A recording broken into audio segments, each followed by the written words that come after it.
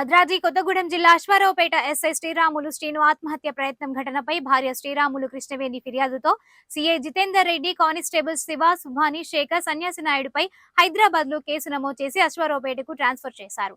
శ్రీరాములు కృష్ణవేణి ఫిర్యాదులో తన భర్తను కుల వివక్షతో, ప్రాంతీయ విభేదాలతో తన భర్తను వేధించారని ఫిర్యాదులో పేర్కొంది. దీనిపై సెక్షన్ 306, 511 RW 334 ఐపీసీ సెక్షన్ కింద 0 FIR నమోదు చేశారు. ఘటనపై పోలీసులు సమగ్ర విచారణ మొదలుపెట్టారు. తన భర్త ఆత్మహత్య ప్రయత్నానికి గల కారణాలు తన భర్త ఫోన్లో ఉన్నాయని, సంబంధిత డేటాను భద్రపరిచి తనకు అందించాలని కృష్ణవేణి కోరారు.